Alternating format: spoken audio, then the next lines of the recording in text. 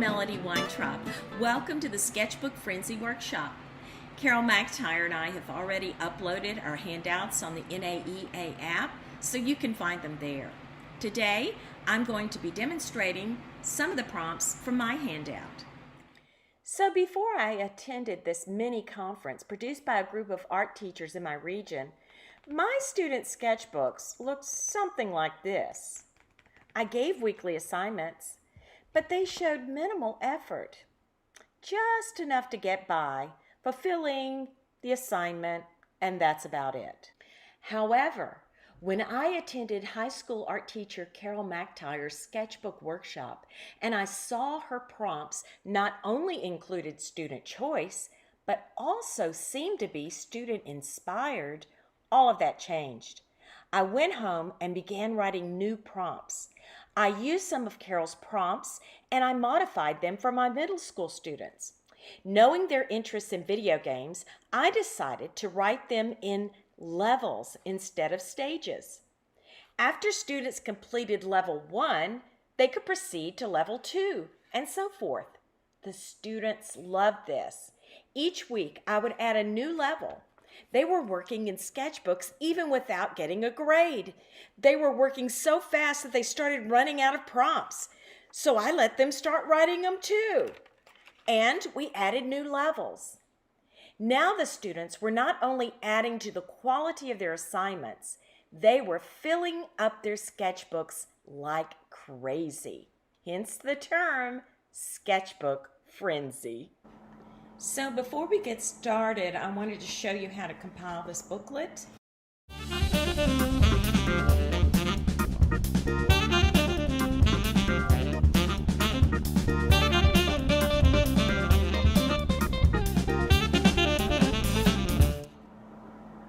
So once they've compiled the pages, the next step is to put it in the sketchbook. This is the size sketchbook that I really like to use. It's a mixed media sketchbook. That means you can paint on the pages and they'll take a lot of different medium.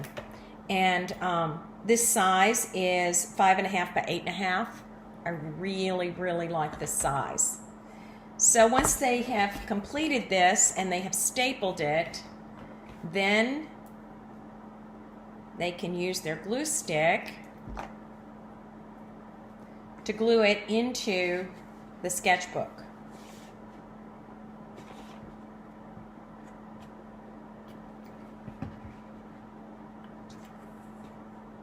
And I like for them to put it on the back so they can use it as a reference. There you go. Now we're going to go to the first page, which is right here.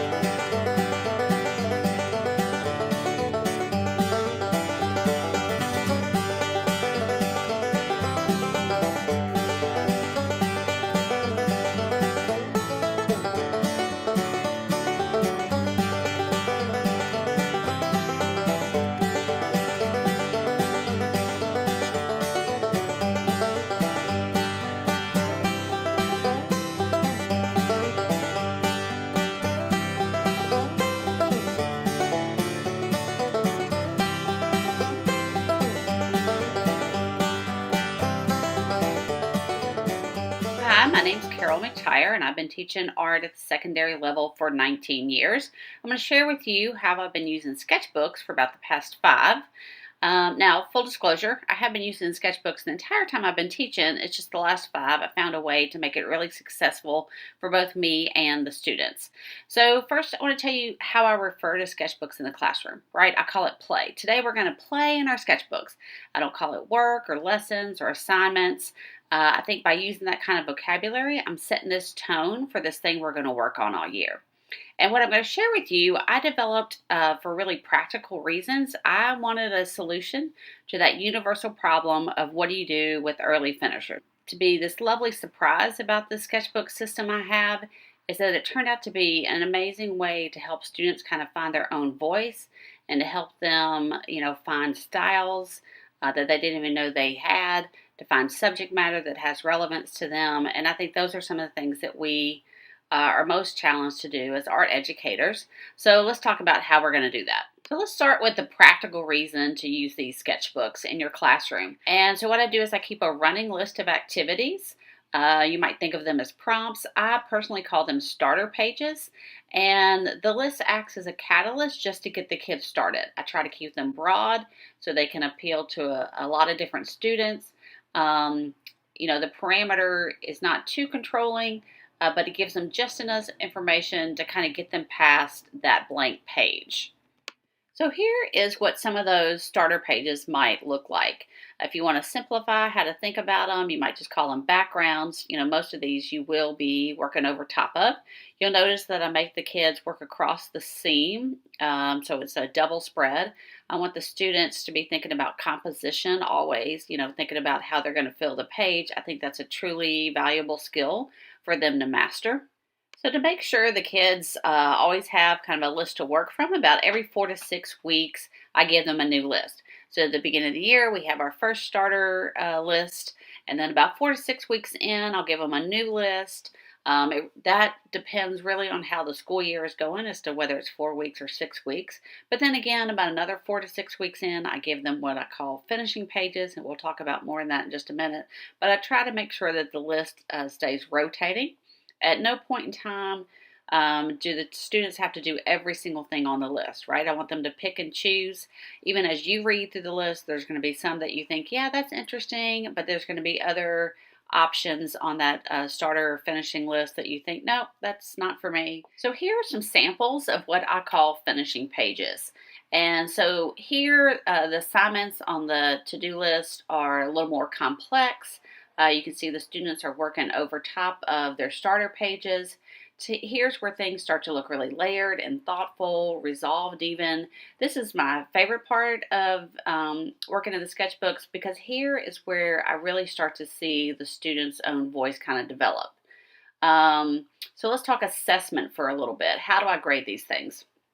So about every 3 weeks, I will take a grade. And that kind of fluctuates a little bit depending on how the school year is going. So it might be 4 weeks rather than 3 weeks.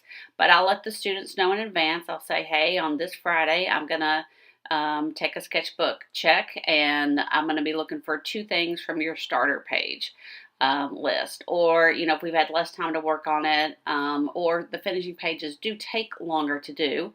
So I might say I'm going to take a sketchbook grade on Friday, and this time I'm only going to be looking for 1 finishing page. And so again, about every 3 to 4 weeks, I will take a grade, and that keeps the kids accountable, and it also helps my grade book.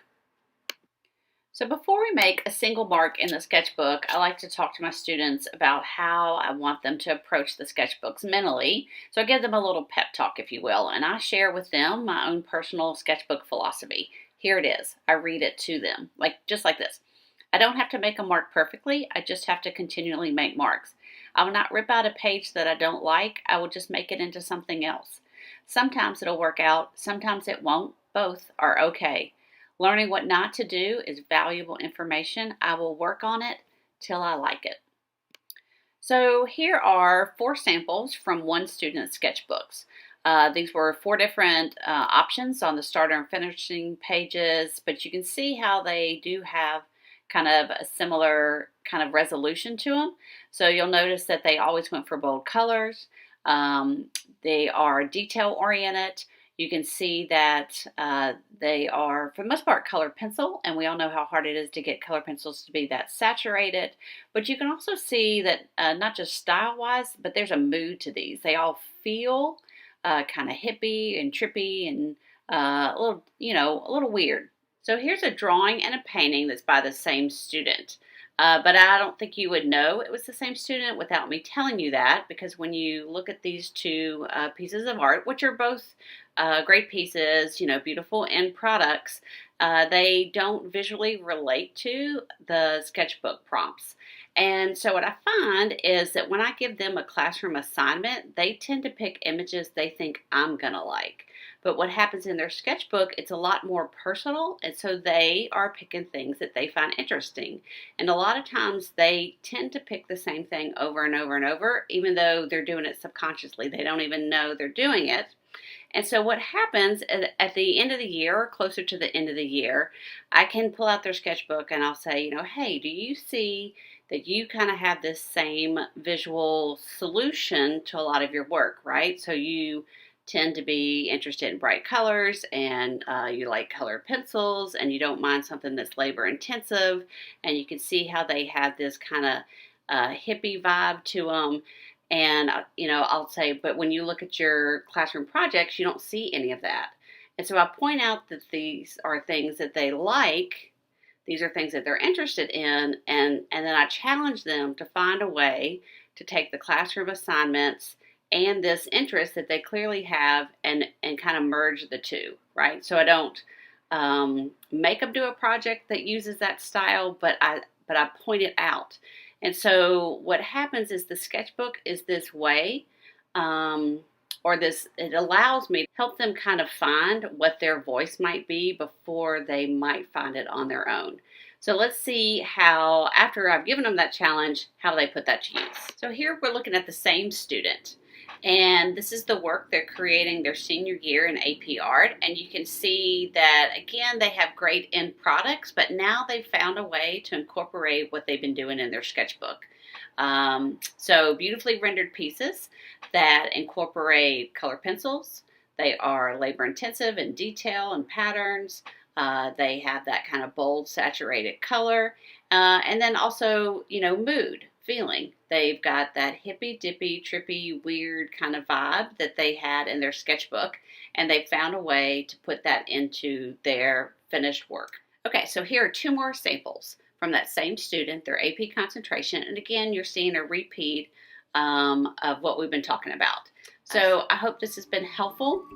I hope you can find a way to incorporate this into your own classroom. I hope you love it. I hope your students love it. And I hope you have fun playing in your own sketchbook.